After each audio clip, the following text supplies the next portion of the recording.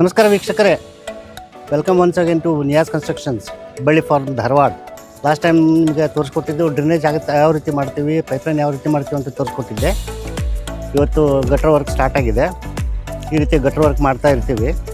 Angle ಅಂತೂ ನೋಡ್ತಾ ಇರ್ಬೋದು ನೀವು. 8 mm ಬಾರ್ ಹಾಕಿರ್ತೀವಿ. ಕೆಳಗಡೆ ಬೆಡ್ಡು 6 ಇಂಚ್ ಬೆಡ್ ಹಾಕ್ಕೊಂಡಿರ್ತೀವಿ. ಕೆಳಗೆಲ್ಲ ಪೂರ ಮೆಟ್ಲಿಂಗ್ ಮಾಡಿ ಆಮೇಲೆ ಬೆಡ್ ಹಾಕ್ಕೊಂಡಿರ್ತೀವಿ. 6 ಇಂಚ್ ಹೈಟ್ ಬರ್ತದೆ. ಈ ರೀತಿ ಆ್ಯಂಗಲ್ನೂ ಹಾಕಿರ್ತೀವಿ. ಇದ್ರ ಸೈಡಿಗೆ ಪ್ಲೈವುಡನ್ನು ಬಡಿತೀವಿ ಕಾಂಕ್ರೀಟ್ ಇನ್ಸರ್ಟ್ ಮಾಡಲಿಕ್ಕೆ. ಅದಾದಮೇಲೆ ನೆಕ್ಸ್ಟ್ ವಿಡಿಯೋದಲ್ಲಿ ನನಗೆ ಅದನ್ನು ತೋರಿಸ್ಕೊಡ್ತೀನಿ ಗಟ್ರ ಯಾವ ರೀತಿ ಆಗುತ್ತೆ ಅಂತೇಳಿ. ಈಗ ನೋಡ್ತಾ ಇರ್ಬೋದು, ಈ ರೀತಿ ಮೊದಲು ಮೆಟ್ಲಿಂಗ್ ಮಾಡಿ ಆಮೇಲೆ ರಫ್ಟಿಂಗ್ ಹಾಕ್ಕೊಂಡಿರ್ತೀವಿ. ಈ ರೀತಿ ಇದು 6 ಇಂಚ್ ಹೈಟ್ ಬರ್ತದೆ. ಟೋಟಲ್ ಬರೋದು 18 ಇಂಚ್ ಬೈ 18 ಇಂಚ್ ಗಟ್ಟರ್ ಬರೋದು.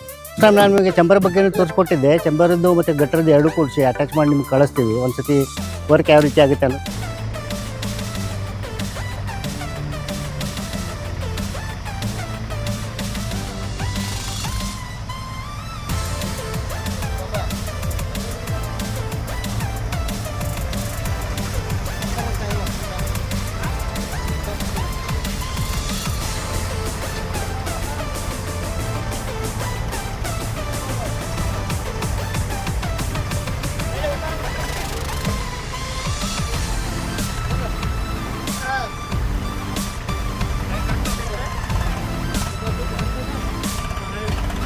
ಅನ್ನೋದನ್ನು ನೋಡ್ಕೊಳ್ಳಿ.